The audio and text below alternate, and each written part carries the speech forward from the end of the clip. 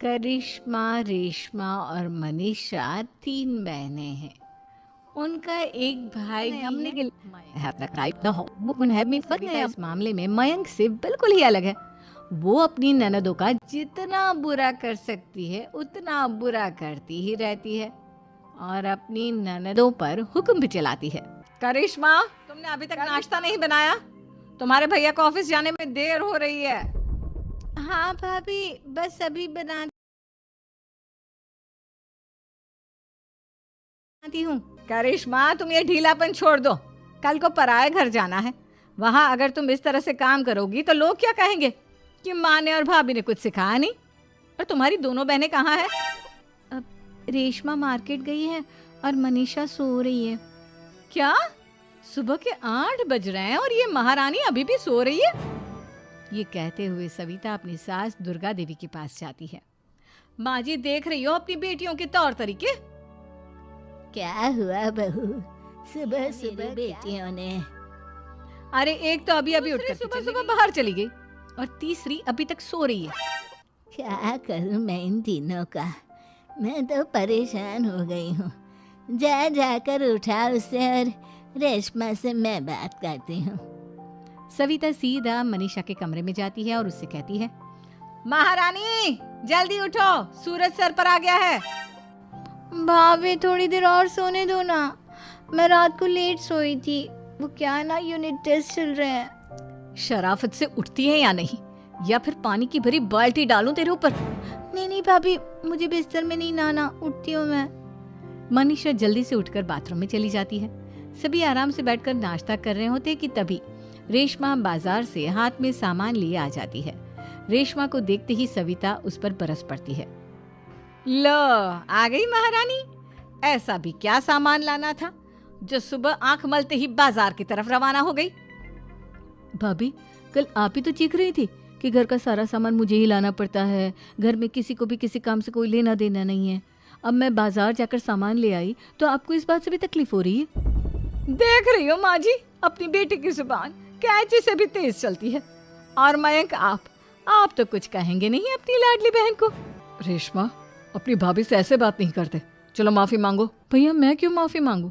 आप भाभी से बोलिए ना कि हम पर कम हुक्म चलाया करे। हम इस घर की बेटियां हैं और आपकी पत्नी की ननद है, नौकरानी नहीं। लो कर लो बात। इनकी भलाई के लिए कुछ भी बोलो तो इन्हें बुरा लग जाता है। इस घर में यही इज्जत है मेरी।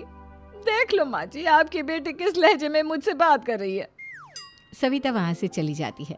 मयंक को बहुत गुस्सा आता है, वो भी वहां से चला जाता है। फिर करिश्मा रेशमा को समझाती है।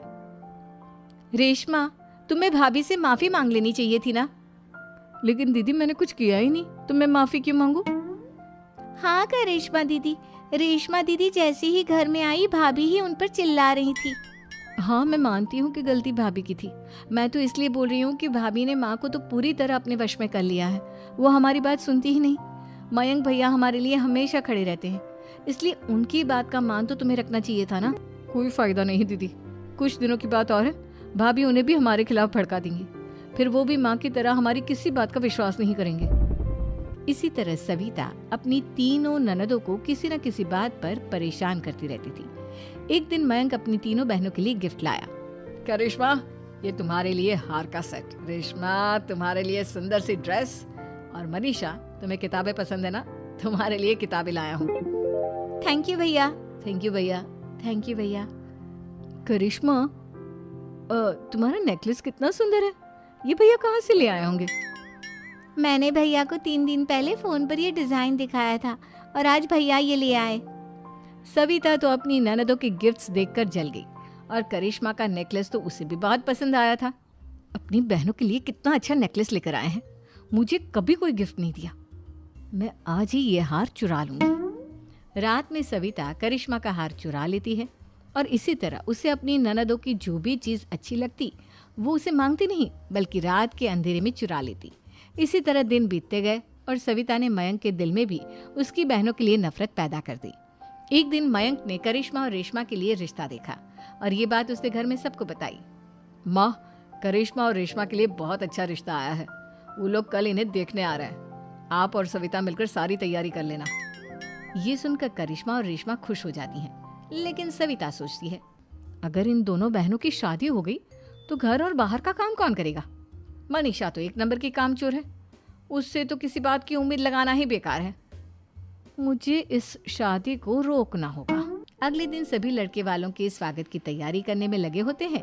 तभी मयंक अपनी बहनों से आकर कहता है, तैयार हो गई तुम दोनों? देखो दोनों लड़के बहुत अच्छे हैं, मैं कोई कसर नहीं छोड़ना चाहता, इसलिए तुम उनके सामने अच्छे से बिहेव करना और अपनी भाभी से लड़ने मत लग जाना। करिश्मा, तुम वो नेकलेस पहन लो ना जो मैं तुम्हारे लिए लाया था। भैया मैं बहुत देर से वो नेकलेस ढूंढ रही हूँ, लेकिन मुझे मिल ही नहीं रहा। क्या तुमने नेकलेस खो दिया?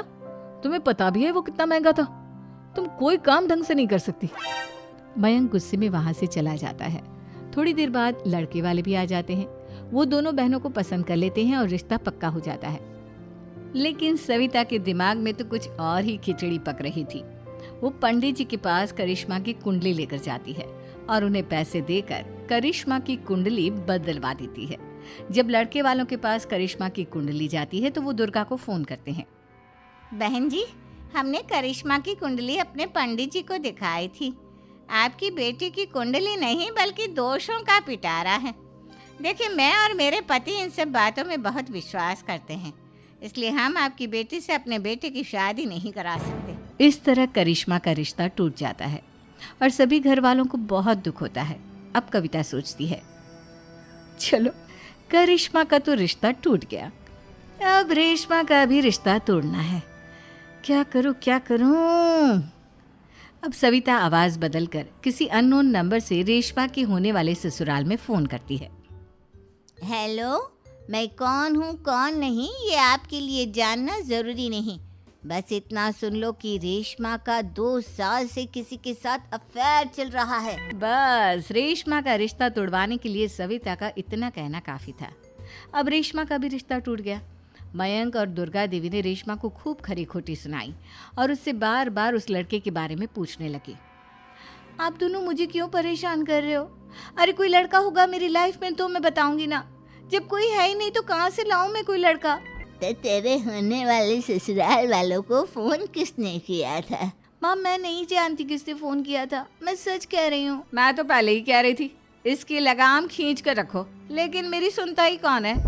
आप चुप रहिए भाभी, ये सब आपका ही किया धरा है।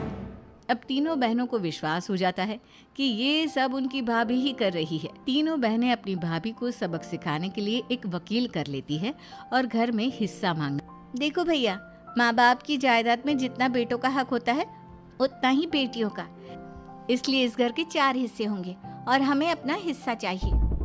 मैंने तुम्हारे लिए क्या क्या नहीं किया और तुम इस घर में हिस्सा मांग रही हो? भैया, आप और माँ हम बहनों की कोई बात नहीं सुनते हो और भाभी हमारी शादी नहीं होने देगी क्योंकि उन्हें लगता है कि आप हमारी शादी में ज्यादा पैसा लगाओगे और उन्हें हम जैसी फ्री की नौकरानी कहाँ मिलेगी। तो हम भाभी के साथ तो रह नहीं सकते, हम बहनों को अपना हिस्सा चाहिए। अरे तुम्हें शर्म आनी चाहिए अपने भाभी पर ऐसा इल्जाम लगाते हुए। वो तुम्हारे बारे में कितना सोचती है। हाँ माँ, भाभी हमारे बारे में बहुत सोचती है, दिन रात बस यही सोचती रहती है कि किस तरह से अपनी तीनों ननदों को परेशान करूं और कभी मुझे पढ़ने भी नहीं देती। दोनों बहनों का रिश्ता भी तो इन्होंने ही तोड़वाया है और रात में हमारे कमरे में आकर हमारी चीजें भी चुराती हैं। इसी तरह सविता की तीनों ननदें अपनी बात पर अड़ी रही। अब कोर्ट में तारीख भी शुरू हो गई। जब सविता को लगा कि उसकी तीनों ननद इतनी आसानी से नहीं मानने वाली, तो उसने अपने पति और सास को सारी सच्चाई सास है आगित लगी पई वो भाग रो रो गया Ingami fam is the nanoni ni para